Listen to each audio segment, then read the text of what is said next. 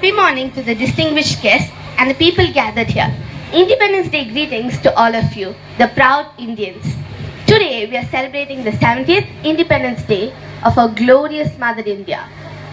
No doubt our country has shown development in various fields, but still we need to progress. The twin problems of poverty and unemployment have become eternal. By hosting the tricolor national flag, by remembering the freedom fighters, and by distribution of sweets, our problems will not end. What is the solution? The country is in the hands of the youth.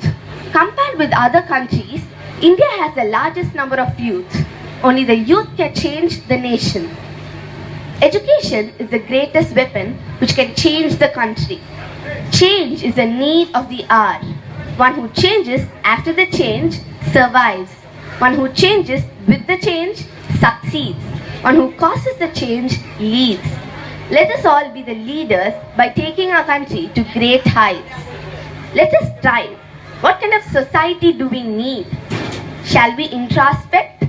The probable statements will be like these: corruption-free country, 100% literacy, no difference on the basis of caste, creed, community and religion, a safe environment for girls, a peaceful and a happy future for children. The list goes on. Is it possible? Yes, it is possible. Impossible is the word in the dictionary of fools. We are not fools. The youth of India are intelligent always, in all ways. Let us join hands for a better and a brighter future. Mother and motherland are superior to paradise. Jai Hind. Signing off is Pushmita. Thank you.